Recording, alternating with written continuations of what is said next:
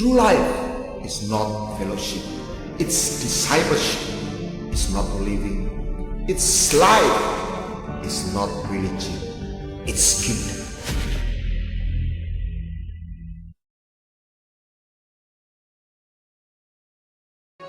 Bawa umatmu untuk makin mengenal Engkau, sehingga kami mengalami manifestasi-Mu Tuhan. Yes. Kekuatan,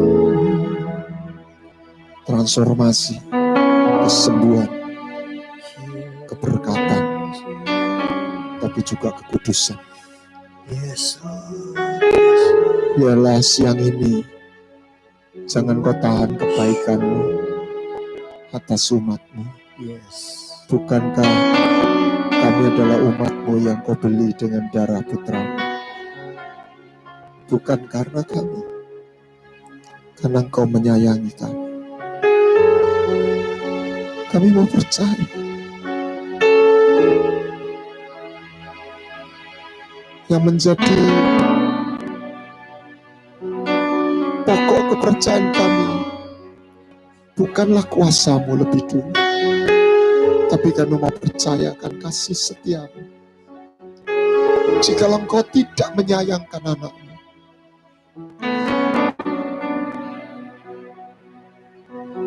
dan Engkau sudah bangkit dari maut,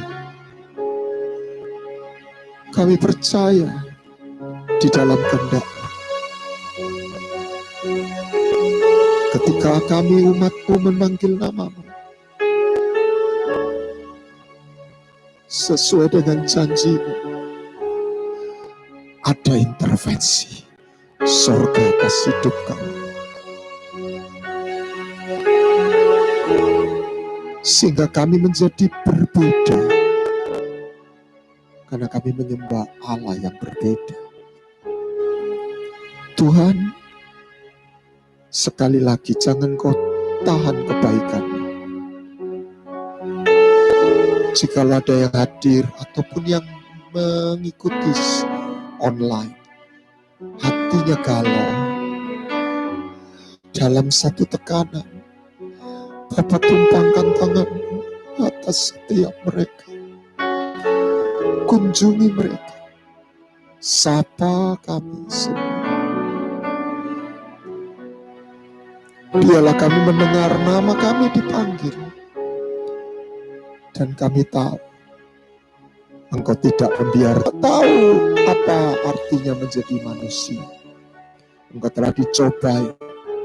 Engkau tahu apa artinya menjadi miskin. Engkau tahu apa artinya ditinggal. Engkau tahu apa artinya dikhianati. Engkau tahu apa itu rasa sakit.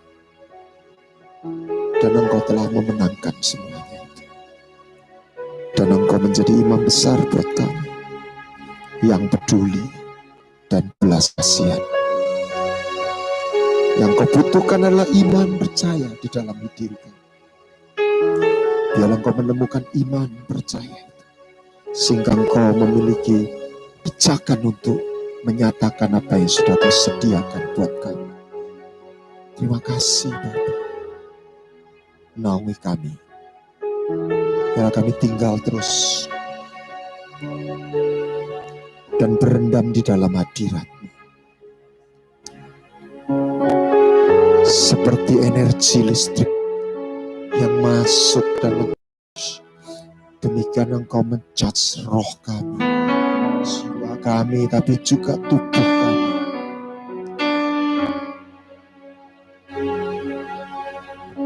Luputkan kami dari semua sakit penyakit sampar. Luputkan kami dari kelaparan. Luputkan kami dari pedang. Di dalam nama Tuhan Yesus Kristus. Berbicaralah, anak-Mu adalah orang yang berhutang dan menyediakan diri sebagai bejana. Nama-Mu dimuliakan dalam nama Yesus. Bapak Ibu, saya tidak mengatakan amin, saudara tetap dalam hadirat-Nya. Silakan duduk, musik mainkan terus saja. Shalom. Saudara, Yohanes 3:16 mengatakan, karena begitu besar kasih Allah atas dunia ini, maka diberikan pada kita anaknya yang tunggal.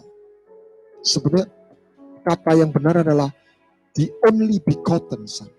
Putra satu-satunya yang diperanakkan. Barang siapa percaya, dia tidak binasa melainkan beroleh hidup yang kekal. Tetapi Yohanes 17 ayat 3, Yesus mengatakan inilah hidup yang kekal. Anda jangan salah ngerti kata hidup kekal. Bukan dalam arti sempit orang meninggal diselamatkan mati masuk surga semata. Tapi itu adalah hidup Allah. Zoe bahasa Yunaninya, bahasa Ibraninya Zaim. Divine life. Dia akan memiliki satu jenis hidup yang berbeda. Nah, inilah hidup kekal. Bagaimana itu hidup ilahi itu masuk, terimpartasi dan termanifestasi dalam hidup kita. Ketika Anda dan saya mengenal, ini ketika mereka mengenal satu-satunya Allah yang benar dan mengenal Yesus Kristus yang telah Engkau utus. Silakan PowerPoint-nya. Ketika saya coba belajar, terpanggil untuk mendalami Tritunggal, yang saya tidak berpikir hari-hari ini orang banyak membicarakan yang sebelumnya hampir nggak ada orang bicara tentang hal ini. Saya oleh anugerah tidak hanya dibawa untuk mendalami apa itu Tritunggal, tidak berhenti Bapa, Putra, Roh Kudus. Tetapi membuat saya kagum adalah why. Dia dalam Bapa, Putra, Roh Kudus. Dia Tuhan yang berbeda. Kenapa dia menjadi Bapa, Putra, Roh dalam 3 pribadi? Karena salah satunya dia Tuhan yang penuh cinta. Dan ini bukan cinta biasa. Dia Allah bukan hanya Allahnya Abraham. Dia Allahnya Abraham, Ishak, dan Yakub. Jadi itu dikunci 3. 2 Korintus 13 ayat 14. Bagaimana kita mengenal Tuhan, Allah, mengenal 3 pribadi ini. Bagaimana kasih Allah itu bisa hadir dan termanifestasi. Salah satu yang Tuhan rindukan dan Tuhan sediakan, bagaimana apa yang sudah Tuhan sediakan itu termanifestasi di dalam hidup kita. Nah, kasih karunia Tuhan Yesus Kristus, kasih Allah. Bagaimana kasih Allah itu hadir. Anda dan saya harus mengalami dan mengenal kasih karunia Tuhan Yesus. Dan bagaimana kasih karunia itu dialami ketika Anda dan saya mengalami persekutuan dengan Roh Kudus. Jadi tidak bisa kita hanya memisahkan. Kasih Allah, kasih Bapa itu nggak nyampe tanpa kasih karunia. Sehingga tersedia, tapi orang itu tidak dibawa dalam pengenalan. Dan tidak ada pengenalan tanpa sebuah perjumpaan. Tidak ada perjumpaan tanpa kehadiran. Amin. Poinnya kembali. Nah, Allah kita adalah Allah yang kasih, dan kasihnya adalah kasih yang dikatakan kasih yang kekal. Everlasting love. Dan kasih yang personal. Nanti saya ini. Dan dia punya tujuan. Dan dia dalam memanifestasi kasih dan tujuan. Dia menyatakan dalam tatanannya melalui perjanjian. Oh, terima kasih. Nah, kasihnya bukan kasih biasa. Ini kitab Yeremia 31 ini ditulis saat orang Israel itu sudah murtad banget. Israel murtad, Yehuda murtad. Tapi coba perhatikan. Ini kata-kata ini nggak ada di kitab suci manapun. Tiap kali aku menghajar engkau, hatiku remuk sendiri. Aku nggak bisa enggak. Aku tuh sayang sama kau. Ini Tuhan yang jatuh cinta kepada umatnya. It's not the personal love. Makanya saya katakan Alkitab ini bukan sekedar sebuah berita agama. This is a love story. Sehingga kalau Anda tahu ini, Anda nggak pernah bosan baca Alkitab. This is a love story book. Coba kalau Anda baca cerita cinta, itu lakonnya cuma di dalam angan-angan. Tapi ini lakonnya yang di buku itu bisa datang. Keren ya? Bisa hadir dalam hidupmu. Bisa mengunjungi engkau. Nah, ini saya suka dengan ayat ini. Judul Mazmur 50 itu adalah ibadah sejati. Bawalah kemari orang-orang yang kukasihi. Saya sampai dalam satu pengertian. Tuhan tuh mengasihi semua orang. Tetap ini istilah supaya Anda dapat. Jangan terjebak dalam kalimat atau istilah kata. Bahasa ini terbatas. Tapi Tuhan tuh kayaknya gak sayang sama semua orang.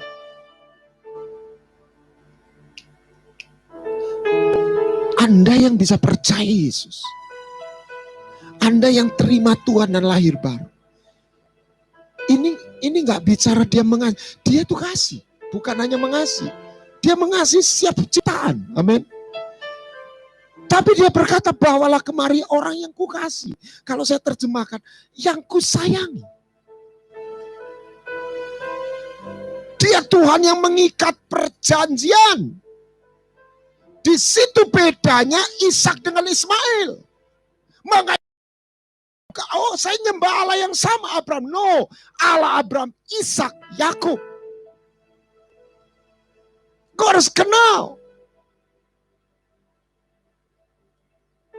Perhatikan Daniel 11 ayat 32. Kita melewati masa yang penuh goncangan. Orang yang berlaku fasik terhadap akan dibujuk. Nah, Allahnya tetap kuat. Bagaimana rahasia orang tetap kuat? Dia mengenal.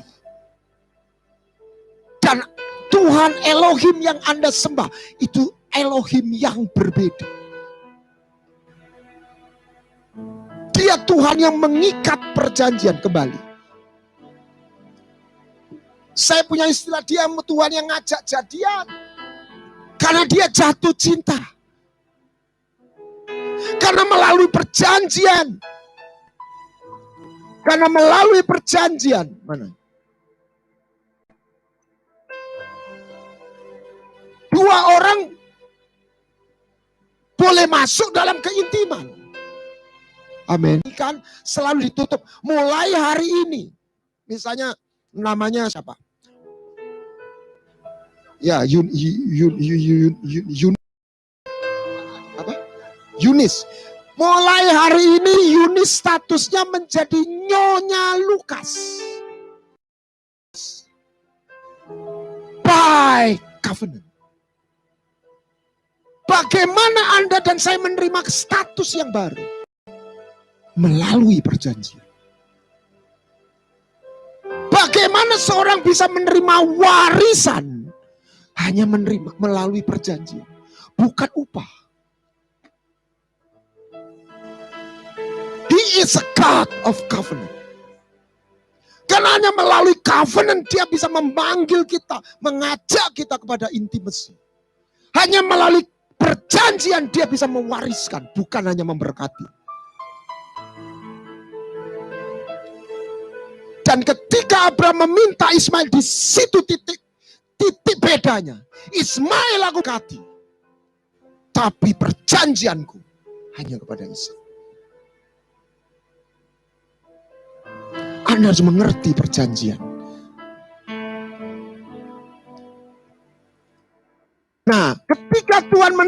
masuk dalam perjanjiannya,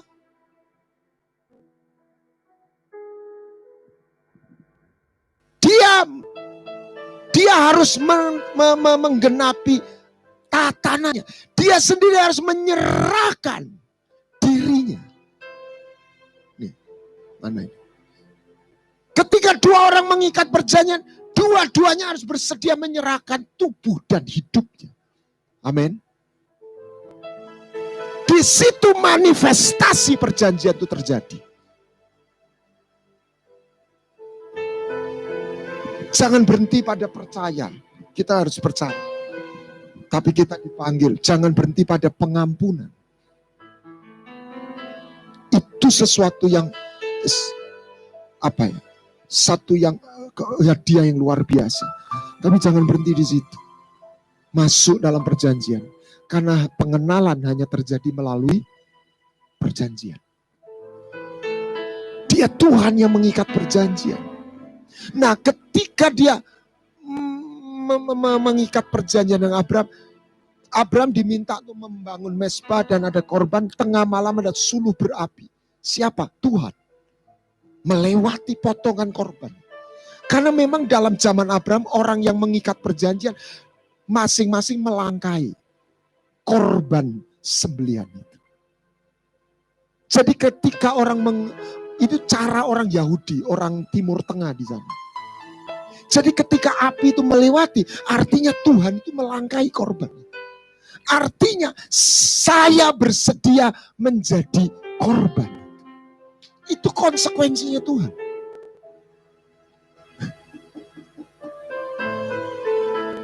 Jadi dia yang maha kuasa menjadi tidak maha kuasa, tanda petik. Melalui perjanjian.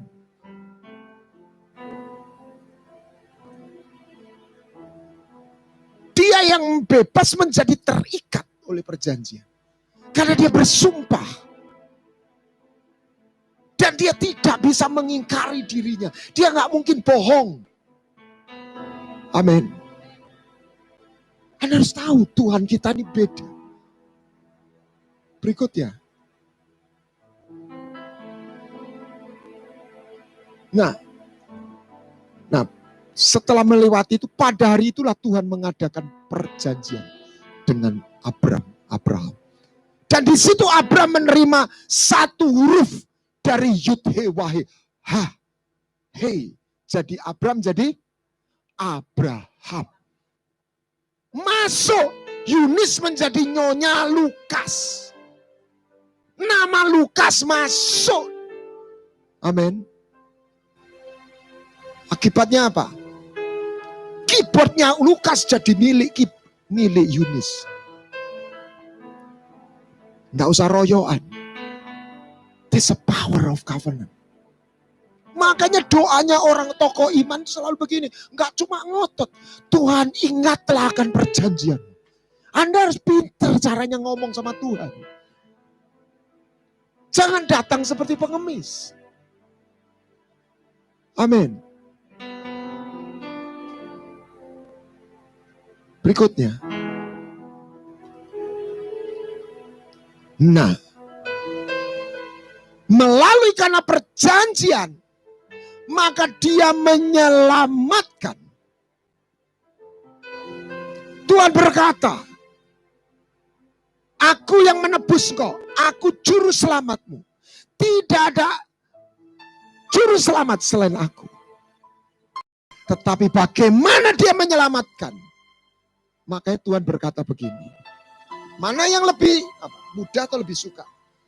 Bangkit dan angkat tilammu atau dosamu diampuni. Perhatikan. Pada zaman Yesus jalan di atas muka bumi. Semua orang, baik yang percaya itu kepada dia maupun musuhnya. Tidak ada yang ragu dia menyembuhkan sakit. Dia di mana-mana dia menyembuhkan orang sakit. Betul? Yang orang tidak percaya adalah dia bisa mengampuni dosa. Betul? Tapi Tuhan itu berkata begini, buat aku menyembuhkan orang sakit itu lebih mudah. Ngampuni dosa itu lebih sukar. Karena untuk aku ngampuni dosamu, aku harus menyerahkan putraku. Aku harus mati di salib.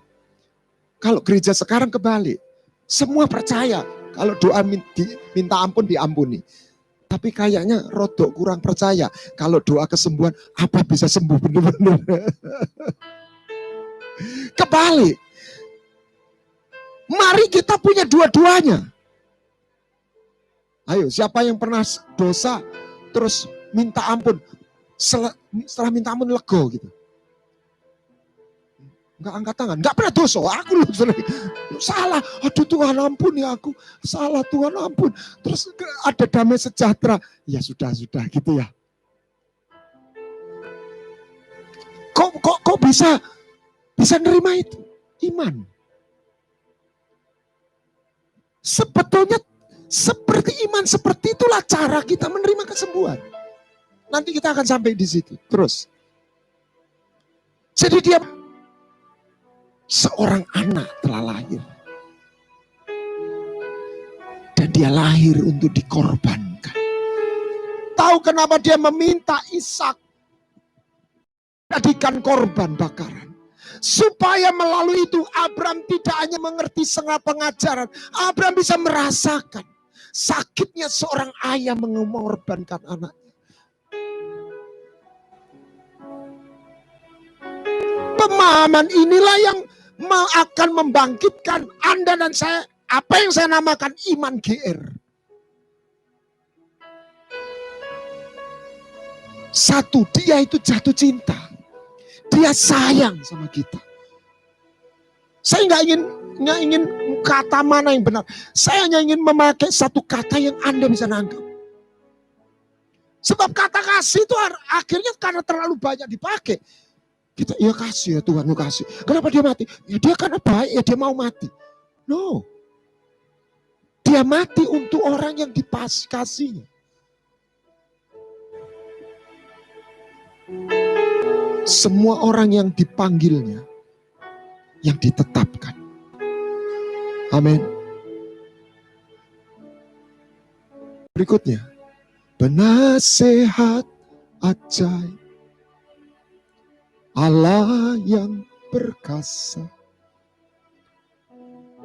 Bapa yang kekal, Raja damai. Sambutlah dia, Yesus Tuhan, Juru Selamat dunia. Saya termasuk orang yang percaya tidak meyakini Natal itu 25 Desember. Tapi saya tentu saja merayakan Natal. Buat saya bukan soal tanggalnya, tetapi maknanya. No, jangan dihilangkan.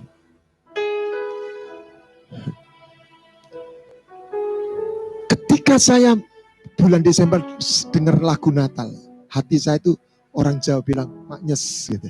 Enak ya? Aduh. Nah, apa yang saya lihat?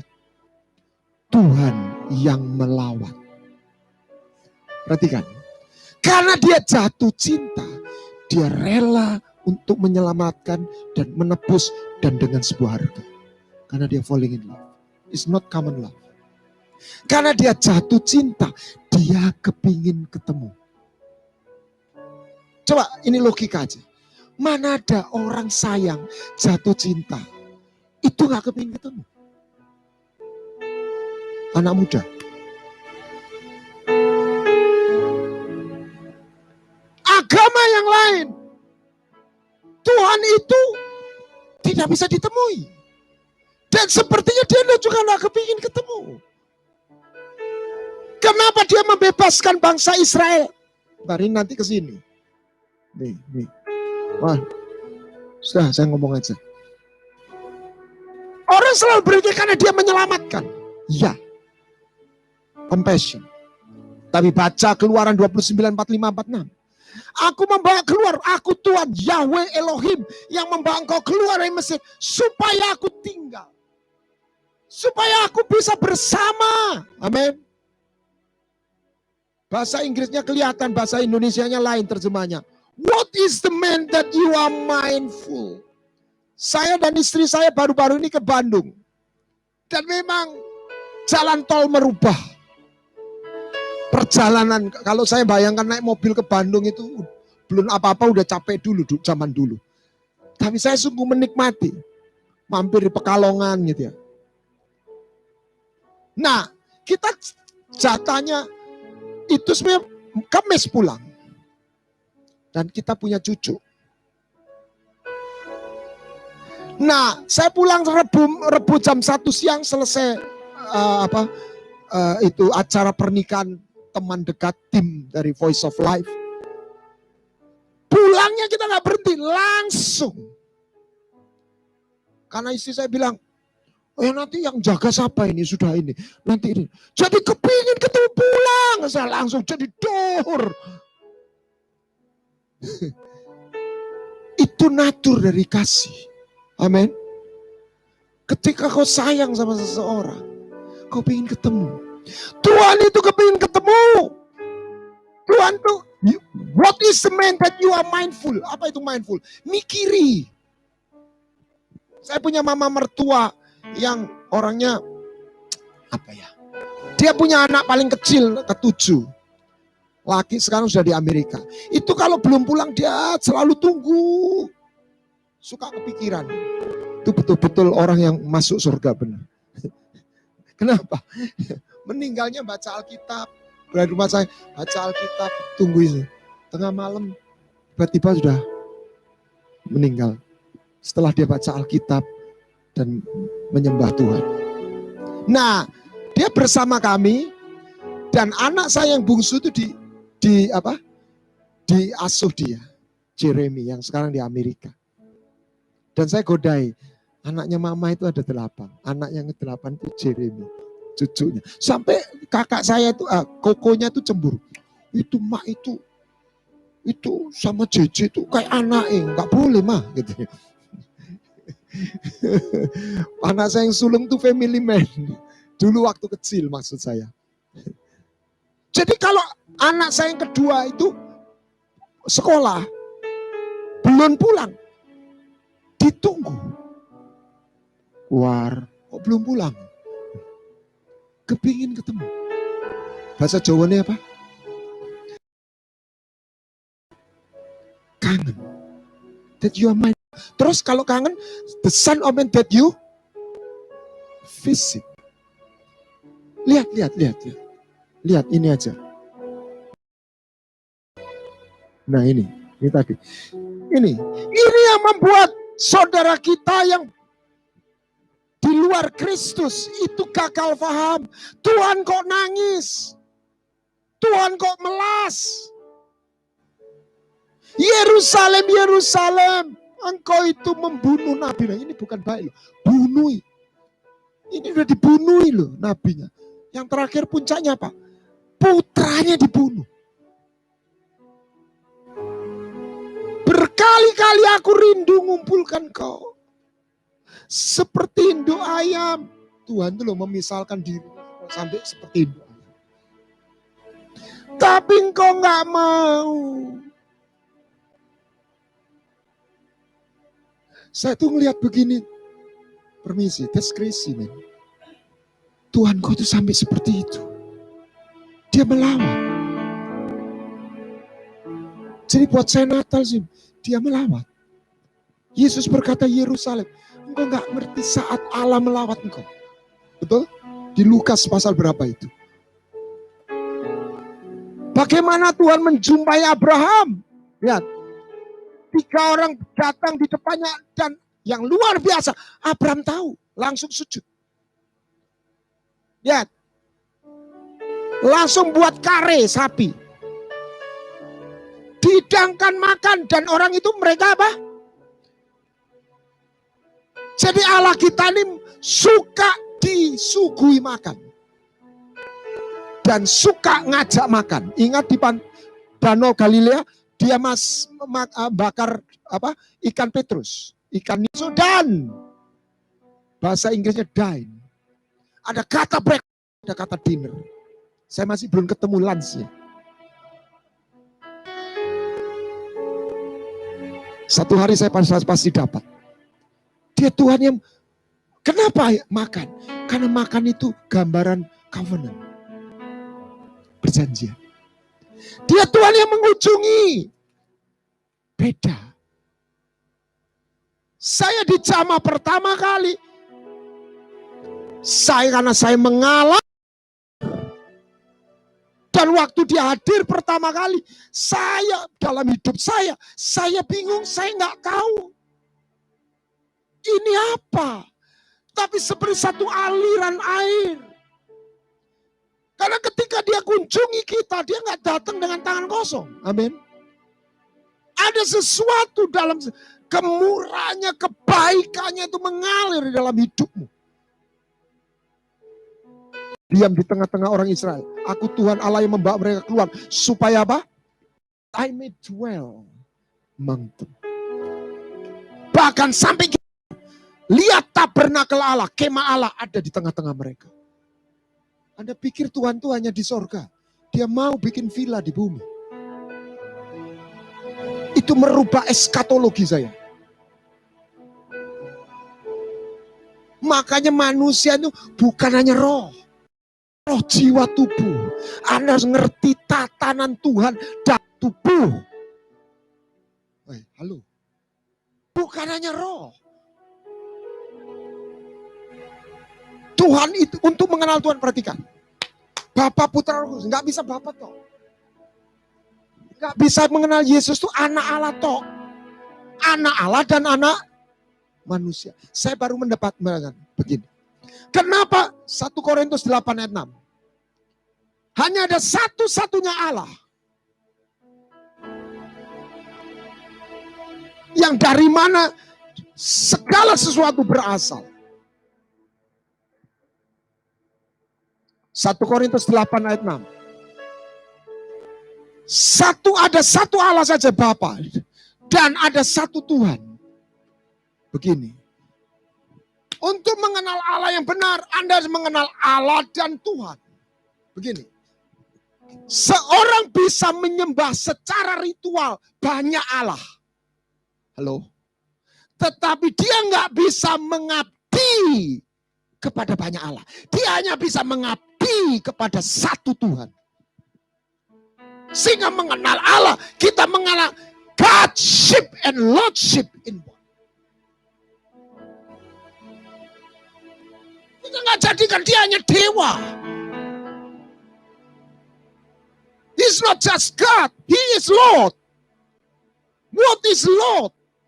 Someone who has direct authority upon your life. Not direct, it's direct authority. That's Lord. He's not just your God, He is your Lord. God and Lord in one. Makanya Bapa Putra. Dan itu hadir bukan lagi sebuah hukum tertulis. By the Holy Spirit. Terus.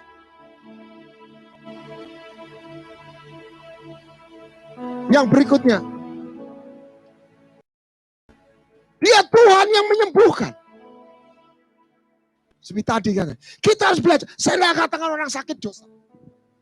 Tapi perhatikan. Ini karakteristik yang Tuhan mau umat Tuhan itu mengambil warisan ini.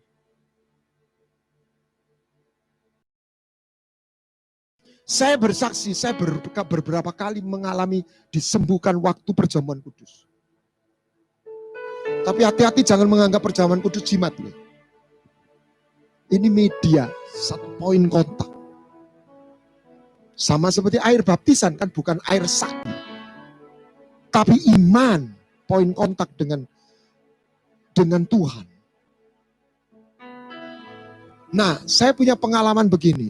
Anak saya yang sulung, itu waktu kecil dia nggak bisa minum obat. Minum obat muta, pil. Jadi kita dipaksa. Nipu Yowo peso. Kalau dia sakit, dan kita doa. Dia nggak bisa minum obat. Saya masih ingat, waktu Reinhard Bongke mau khotbah di Jakarta yang nggak jadi. Tapi kan sudah diiklankan besar-besaran. Masih ingat? Ya. Kalau seumur Pak Wesley, Pak Singgi kata, yang masih muda-muda, apa nih Pak wis lewat sudah.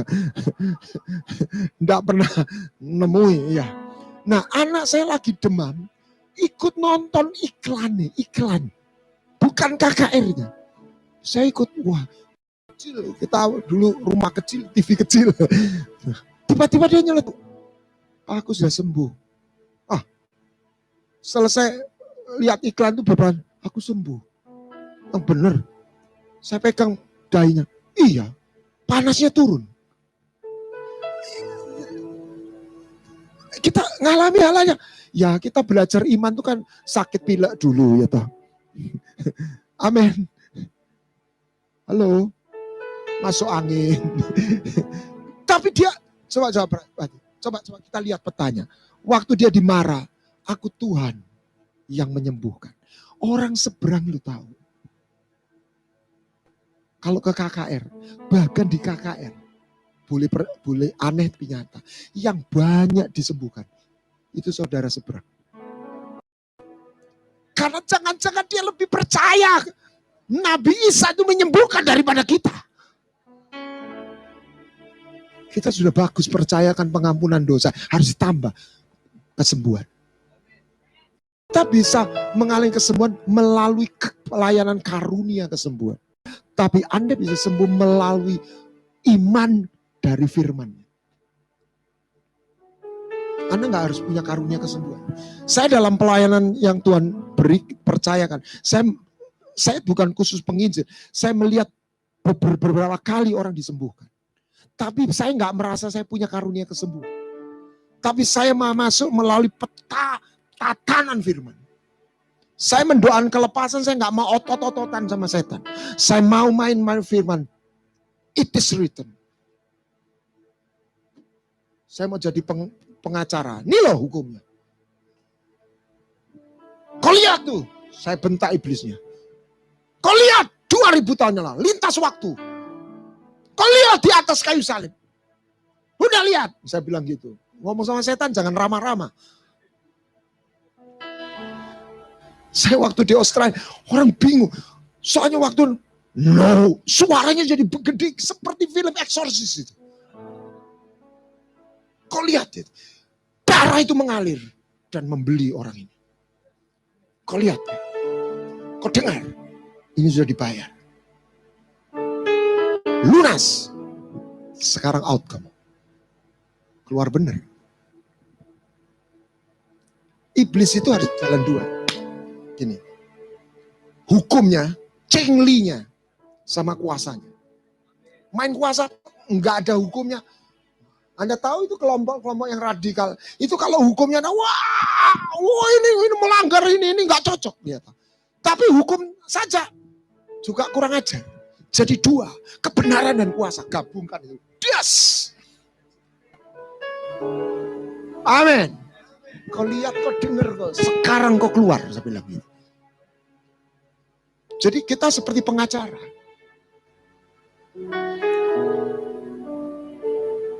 Mari kita praktekkan.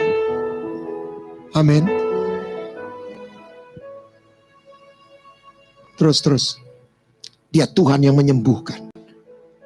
Penasehat ajaib. Allah yang perkasa. Dua kata kunci Injil itu. Preaching 3, healing. Preaching 3, healing. Deliverance. Saya ngajar murid dan saya sendiri belajar. Saya suka sekali waktu kita training. Setan menyembuhkan sakit. 40 tahun orang Israel. Ini tanya. No medicine. Saya waktu iya ya. Betul. Amin. Dan saya melihat adalah mungkin. Ini bukan berarti yang sakit itu dosa lo ya, bukan. Ini warisan. Perhatikan, adalah mungkin seorang yang mengerti kebenaran ini dan dia sehat sampai akhir hidupnya. Dia mati nggak perlu pakai sakit. Dan saya coba respect semua tokoh Alkitab. benang merahnya. Kecuali Elisa. Mungkin karena suka marah sih. Tekanan darah tinggi nih. Meninggalnya sakit, padahal kuasa mujizatnya luar biasa. Yang lain, mari kita buka Bible, kita lihat, ini firman. Mereka semua meninggal tua. Penuh umurnya. Nggak ada yang meninggal sakit. That's the word of God. Kayak mustahil ya hari ini.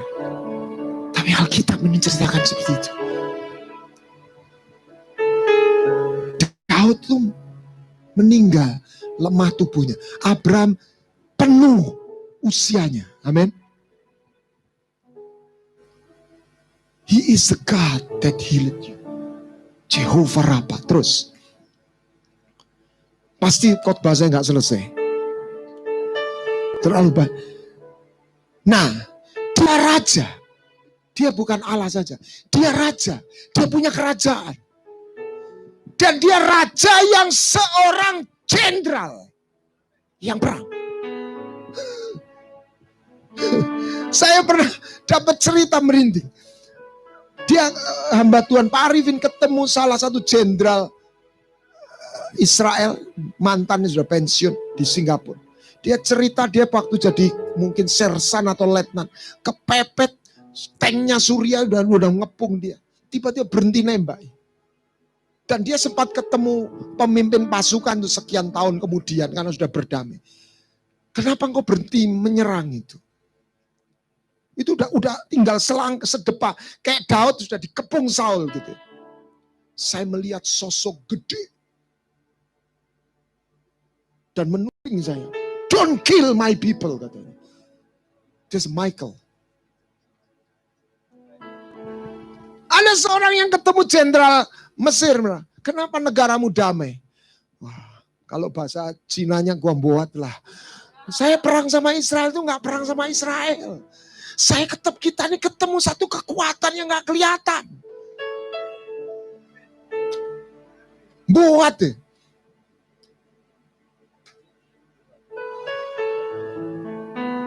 Pusing. Anda dan saya harus belajar. Ini kita masih belajar. Saya pun belajar. Bagaimana mengalami. Dia jenderal. Lihat waktu Miriam nyanyi di Keluaran 15. Tuhan, dialah kekuatanku, Mazmur. Dia menjadi keselamatanku. Dia Elohimku. Kupuji dia. Dia Allah Bapakku. Kulurkan dia. Dia Yahweh Elohim. Pahlawan perang. Bahasa Inggrisnya bukan pahlawan perang. He is the man of war. Itulah namanya. Itu dia menampakkan kepada Yosua. Siapa engkau lawan atau kawan? Dia bilang apa? Akulah panglima bala tentara surga. Dia jenderal dari pasukan. Hei. Aku baca 4 Injil. Anda harus ngerti Injil kelima. Apa itu? Wahyu. Anda jangan lihat Yesus hanya berhenti Lukas, Yohanes, Matius, Markus. Itu dia dipukuli diam. Karena dia jadi anak manusia dan domba yang tersembelih. Anda dan saya kalau mau ngintip Yesus yang sekarang, baca kitab Wahyu. Itu Yesus yang sekarang. Dan kita nggak ketemu Yesus yang waktu jadi juru selamat itu. Ini yang medeni, saudara. Kita ketemu Yesus yang di kitab Wahyu. Seperti apa, Pak? Matanya kayak sinar laser, mukanya kayak matahari. Suaranya kayak desau guru. Saya dulu punya guru, ada orang-orang yang diberi karisma sama Tuhan. Saya pernah dengar direkturnya, ketuanya Mossad itu. Orang kalau dipanggil di begini aja, orang sudah gemeter. Dulu saya lihat Morris Cerullo itu, waktu tahun 86-84 itu. Waduh, kayak manusia. Saudara. Saya bersyukur saya orang Kristen baru. Saya lihat kayak malaikat. Itu Pak Yeremia Rim. Itu kan udah top-topnya dulu. Ketemu beliau itu kayak anak kecil. Kita pernah ngerasani Pak Arifin. Ini bukan ngerasani. Pak Arifin tuh kan kalau suka itu nerjemahkan Morisirolo. Dipegang ini. I stay stand.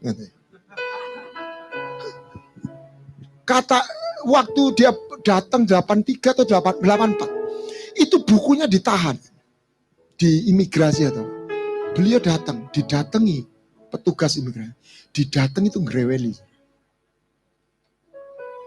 Saya dulu punya guru karate, itu orang wibawanya gede banget.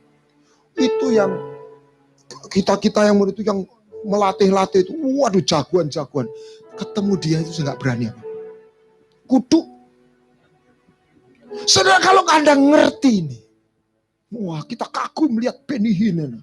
Tapi waktu Benny Hinn naik ke surga ketemu Yesus, dipermuti gemeter dia. Dia jenderal, saudara.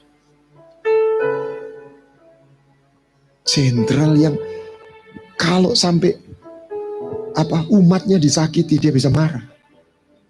Itu yang ngerti salah satu siapa? Yang beberapa ngerti.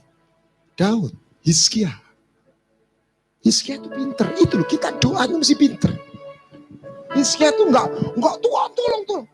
Suratnya dibuka. Tuhan wocon. Dia menghina namamu itu loh Tuhan. Itu loh.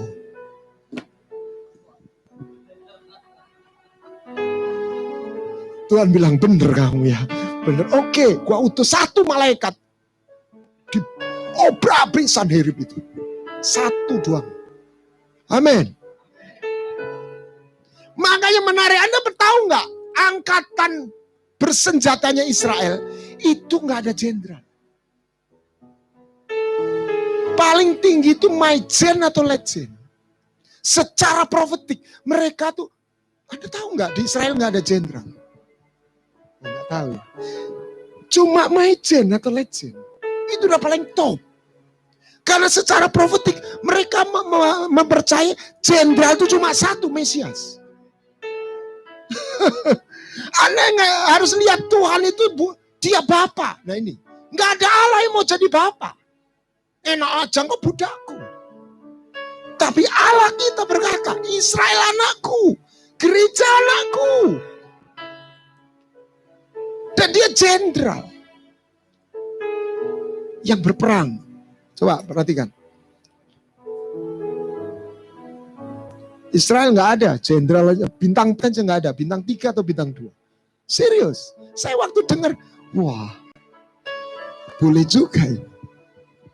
Jadi jangan ada hamba Tuhan jenderal. Jenderal cuma satu, panglimanya. Hierarki. Dan ini nih, kita lihat. Nah ini pedang terunus. Aku panglima tentara Tuhan. Nah lihat Wahyu pasal 19. Dia naik kuda yang setia dan benar. Dia berperang semua pasukan di surga. Dia jenderal yang pimpin pasukan. Nah, identitasnya anak Tuhan itu apa? Dari anak menjadi putra. Dan putra itu apa manifestasinya? Pasukan dan penyembah. Warrior and worshipper. King and priest. Anda mau tinggal dalam kerajaan surga, Anda harus menerima juga imam dan raja. Kata raja itu apa? Memerintah. Nah, yang kelima. Nah ini. Kalau raja tinggalnya di mana? Istana. Tapi unik ya. Ini Tuhan itu bait suci. Karena dia king yang priest. Dia nggak tinggal di istana. Dia tinggal in his temple. Lihat. The Lord is in a holy temple. Tatanya ada di bawah. Sehingga Anda yang mau masuk di dalam kingdomnya, Anda tahu Anda ketemu imam besar yang raja. Maka Tuhan bilang engkau kerajaan imam, the kingdom of priests. Jadi isinya kerajaan surga itu imam. Amin. Dia Tuhan yang berbeda. Dia memberikan kerajaannya kepadamu. Bukan hanya memberkati. Tapi untuk menerima kerajaan, kita nggak cukup hanya dikasih. Anda dan saya harus qualified. 7 jemaat itu selalu ada kata kunci. Barang siapa menang. Qualification. Untuk diselamatkan nggak perlu kualifikasi. Untuk masuk kerajaannya, Anda dan saya harus qualified. Itulah proses. Yang terakhir, saya tidak ingin memperpanjang. Oh ya, sudah jam 12. Dia menyebut namanya dengan nama orang yang masuk perjanjiannya. Aku Allahnya Abraham. Satu titik. Orang luar, ini yang kita harus minta. Melihat manifestasi Tuhan Elohim yang kau sembah dalam hidupmu. Nebukadnezar, dia orang yang tidak kenal Tuhan. Dia tidak kenal hukum Taurat. Dia kenal Allahnya Daniel. Halo.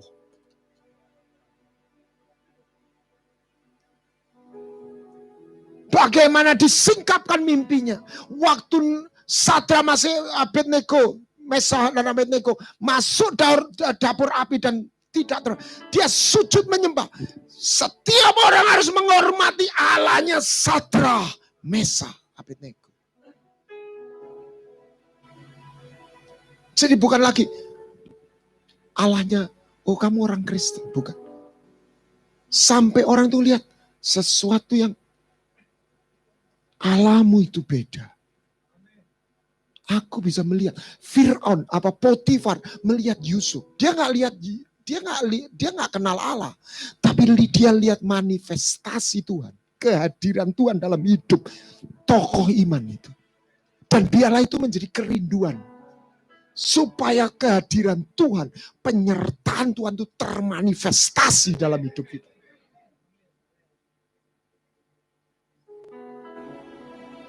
Ini keren, saudara. Itu namanya hidup kekal. Zayim itu. Be imparted in your life.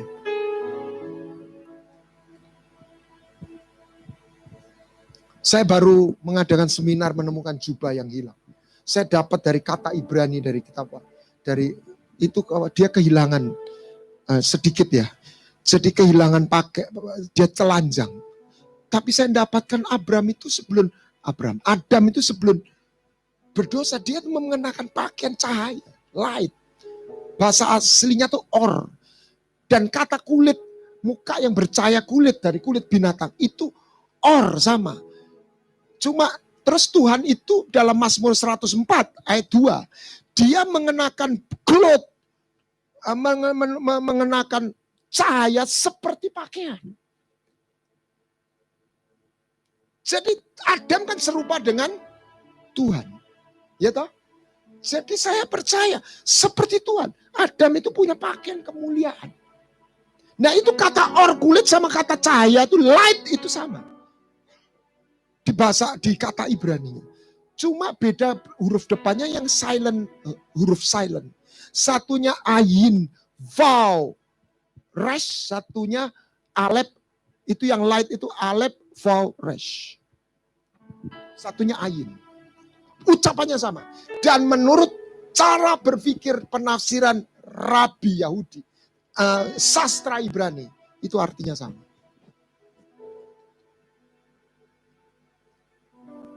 Saya percaya apa yang dialami Musa itu bukan sebuah kiasan. Saya pernah lihat di Benihin dalam trans kepenuhan Roh Kudus. Mukanya itu terang banget. Amin.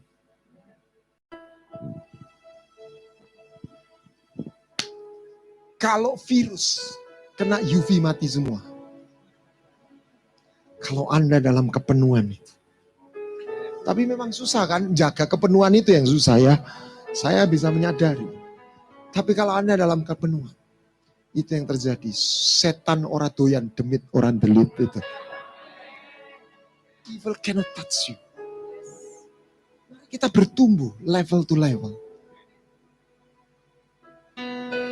Elohim kita beda. Ketika Anda masuk dalam perjanjian, hidupnya in Him was life. Dan hidup itu terang, be imparted di dalam hidupmu. Anda dan saya jadi orang yang berbeda. Don't be ordinary person. Because you have extraordinary God. Jangan jadikan dia cuma God. Jadikan dia Lord. Godship and Lordship in one. That's worship. Mari kita bangkit berdiri.